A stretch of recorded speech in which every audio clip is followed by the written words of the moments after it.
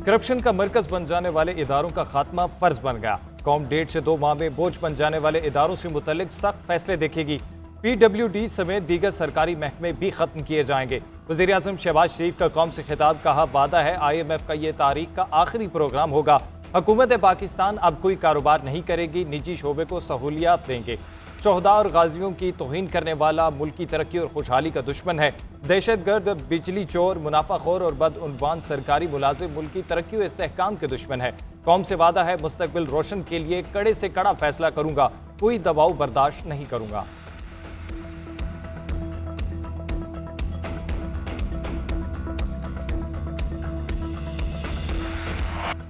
मनासिक हज की अदायगी का सिलसिला जारी। हुजाज कराम का मुज़दलिफा में क़याम, नमाज़ें अदा की, रात खुले आसमान तले गुजारेंगे, रात भर कंकरियां भी इकट्ठी करेंगे। शैतान को कंकरियां मारने के बाद हुजाज कराम आज कुर्बानी करेंगे।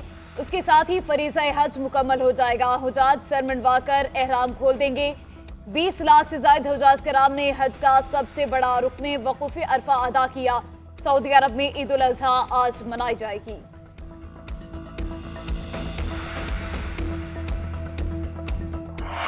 हज इबादत और इबादत में इखलास का बज़र है। ये सियासी नारों या धड़ेबंदी की जगह नहीं। इस बात को यकीनी बनाया जाए कि हुज्जाज अपने मुनासिक और शायर को ईमान और पूरे इत्मीनान के साथ अंजाम दे। मस्जिद निमरा में मस्जिदुल हराम के इमाम और खतीब शेख डॉक्टर माहिर बिन हमद का खुतबा हज। इमाम काबा की गज़ा में दुश्मन के मुजालिम से निजात के लिए खसूसी दुआएं। कहा फ़लस्तीनी दुआओं के सबसे ज़्यादा मुस्तहिक हैं, जहाँ खाना, पानी और अमन नहीं है। दुश्मन फ़लस्तीन में खून रेजी और फसाद बर्पा करना चाहता है। दुश्मन फ़लस्तीनियों तक ज़रूरी अशिया, ग़ज़ाई इमदाद, कपड़े और दवाइयाँ तक नहीं पहुँचने दे रहा। जो जुल्म करता है उसकी पकड़ होगी। इंसान को हमेशा अदल के साथ फैसले करने चाहिए।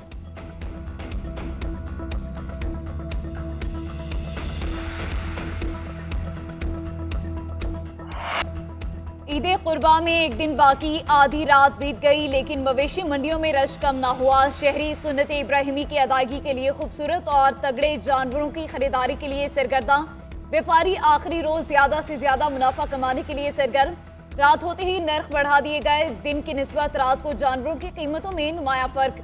शहरी भी हार मानने वाले नहीं। भावताओं और बहस मुबाहिसे जानवरों की कीमत में घंटे के हिसाब से इजाफे ने खरीदारों को परेशान कर दिया।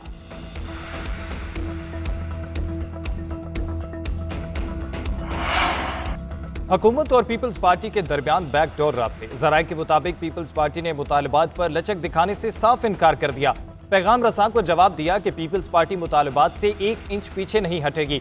हुकूमती वादों पर मजीद एतमाद करने को तैयार नहीं। पीपल्स पार्टी ने मुश्तरका दोस्तों को बात आगे बढ़ाने के लिए ग्रीन सिग्नल दे दिया। ईद के बाद मुज़ाकरात का दोबारा आगाज होगा।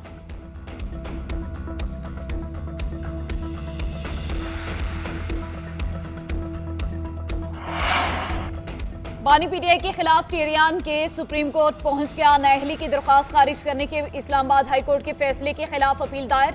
दरख्वास्त के मुताबिक चीफ जस्टिस आमिर फारूक ने अपना फैसला नहीं सुनाया। 2 जजेस ने फैसला सुना दिया। बानी PTI के खिलाफ नाअहली की दरख्वास्त मंजूर की जाएगी।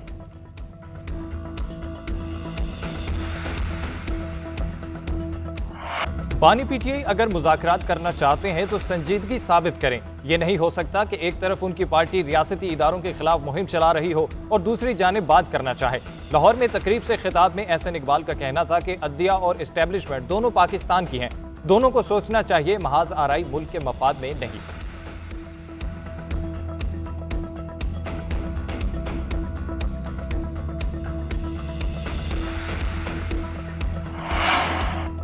पंजाब में फिर गिरफ्तारियों का सिलसिला शुरू हो चुका है। क्या कानून में सियासी जमात को जायज हुकूक के लिए जलसे और जुलूसों का हक भी नहीं है?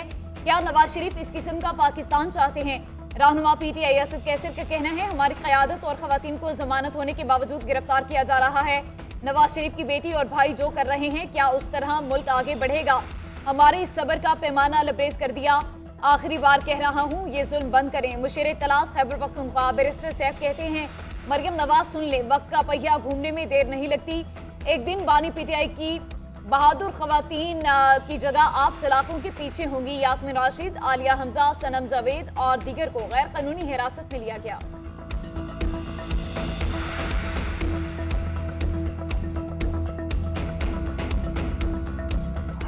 15 साल हो गए ना जज बने।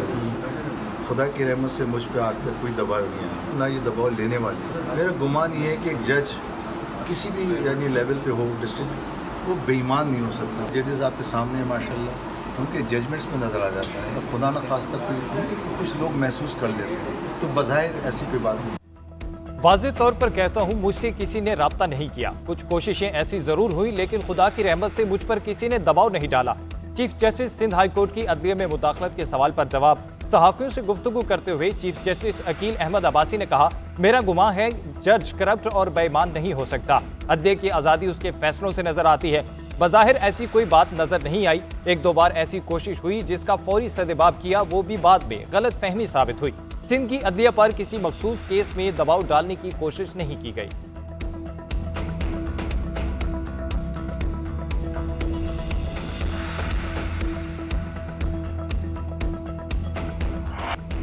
गुज़िश्ता दिनों जो लाहौर बार एसोसिएशन के मामले पर हुआ, वो बड़ा तकलीफ था। जो अहकाम दिए गए वो बड़ी ज्यादती थी।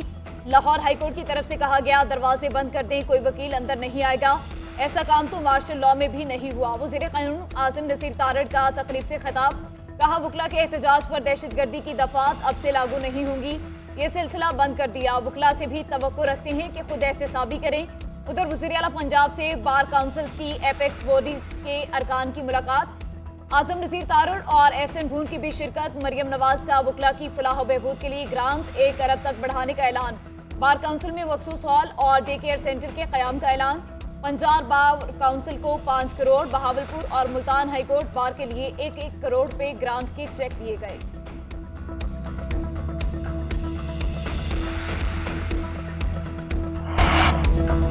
सेनेट की कायम कमेटी में नॉन फाइलर्स के बैरून मुल्क सफर पर पाबंदी की तजवीज़ मंजूर। नॉन फाइलर्स की मोबाइल सिम्स, बिजली और गैस कनेक्शन भी मुनक़ता किए जाएंगे। कमेटी मेंबर शिबली फराज बोले, अब टैक्स वाले ये शर्त ना लगा दें कि नॉन फाइलर्स की शादी नहीं हो सकती और फाइलर्स और नॉन फाइलर्स का कब्रिस्तान अलग होगा। चेयरमैन FPR ने बताया, घर, प्लॉट, गाड़ी खरीदते वक्त फाइलर्स बनने वालों के लिए रिलीफ खत्म। फाइलर बनने वालों को नई कैटेगरी का इजाफी टैक्स अदा करना होगा। पैकेट बंद दाल, चावल समेत तमाम अशिया पर 18% सेल टैक्स आयद किया गया। खुली अशिया पर इस टैक्स का इतलाक नहीं होगा।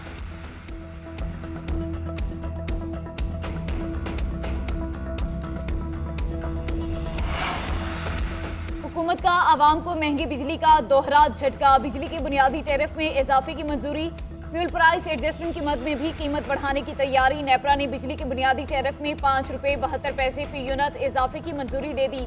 औसत बुनियादी टैरिफ 29 रुपये 78 पैसे से बढ़कर 35 रुपये 50 पैसे फी यूनिट हो जाएगा।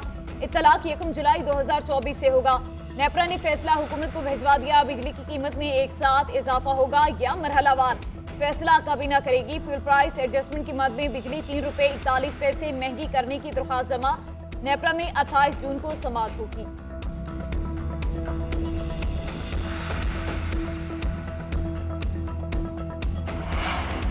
लाहौर में गवर्नर हाउस के बाहर नर्सों का एहतजाज। पंजाब भर से नर्सेज गवर्नर हाउस के बाहर पहुंचना शुरू हो गई।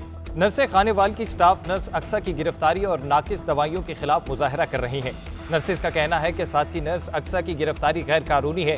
उसने वही दवाई दी जो डॉक्टर्स ने लिख कर दी थी। अगर साथी नर्स को रिहा ना किया गया तो वो ईद गवर्नर हाउस के बाहर ही करेंगी।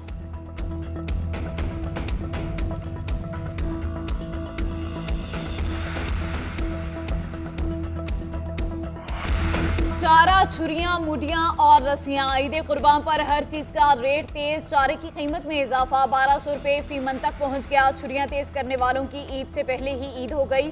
नया माल फरोख्त करने वालों की भी चांदी।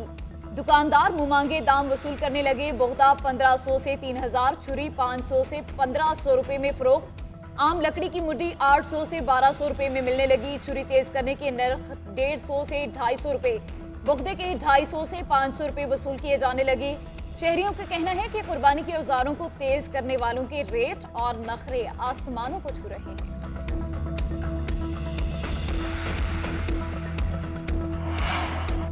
ईद कुर्बा से कबल मसाला जात की कीमतों में बड़ा इजाफा। प्याज 105 की बजाय 120 रुपए फी किलो में फरोख्त।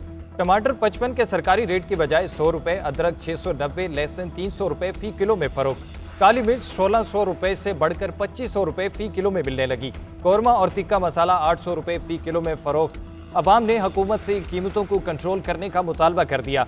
कहते हैं हुकूमत प्राइस कंट्रोल मजिस्ट्रेट को फाल करे, मसाला जात की कीमतें कम कराई जाएं।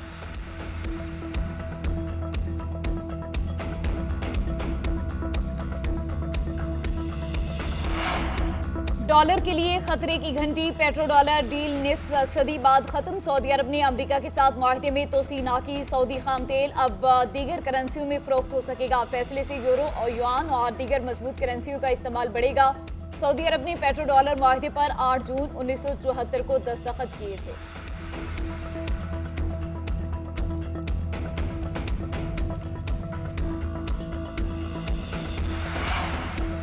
T20 वर्ल्ड कप में ग्रीन शर्ट्स की खराब कारकर्दगी के आफ्टर शॉक्स आने लगे। जराये के मुताबिक मोहम्मद आमिर और इमाद वसीम का रिटायरमेंट का फैसला दोनों क्रिकेटर्स की जानिब से जल्द बाकायदा ऐलान मुतवक्के है। बाबर आजम की कप्तानी को भी झटका, टेस्ट की क़यादत शान मसूद ही करेंगे।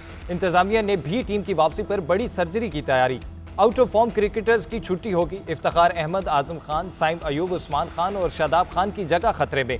टीम मैनेजमेंट में भी तब्दीली का इम्कान। सीनियर मैनेजर और सेलेक्टर वहाब रियाज को अपनी कुर्सी बचाने का चैलेंज। कप्तान बाबर आजम से भी टीम की कारकर्दगी पर जवाब तलबी होगी।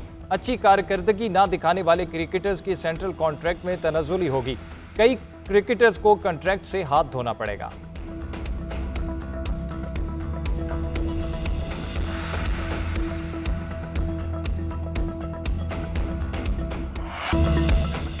और T20 वर्ल्ड कप के सनसनीखेज मुकाबले जारी। इंग्लैंड ने नमीबिया को शिकस्त दे दी। इंग्लैंड ने पहले खेलते हुए 5 विकेटों के नुकसान पर 122 रन बनाए। हदफ के ताक़ुब में नमीबिया की टीम 3 विकेटों के नुकसान पर 84 रन बना पाई। आज होने वाले दूसरे मैच में ऑस्ट्रेलिया और स्कॉटलैंड में जोड़ पड़ेगा।